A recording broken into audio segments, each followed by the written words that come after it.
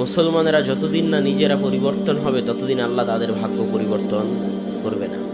আর সালাফে সালেহিন বলে গেছেন যে এই উম্মতের পরবর্তীদের সংশোধন ওটে দিয়েই সম্ভব যেটে দিয়ে এই উম্মতের প্রথম অংশের সংশোধন হয়েছিল।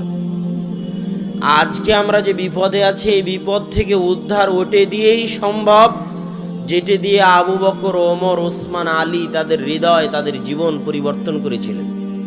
ওটে দিয়েই সম্ভব, এবাদে দ্বিতীয় কোনো রাস্তা নাই। তো সেখানে কোরআন ব্যতীত সম্ভব? বলেন, কোরআন ব্যতীত সম্ভব নয়। কয়জন মানুষ আপনাদের মধ্যে কোরআন জানে? কোরআন ঠিক মতো পড়াও জানে না। সে নিজেকে মুসলমান দাবি করতে পারে কেমন করে যে কোরআন ঠিক মতো পড়া জানে না, যে তার রবের কালাম জানে না, যে তার রব তাকে কি বলতেছে।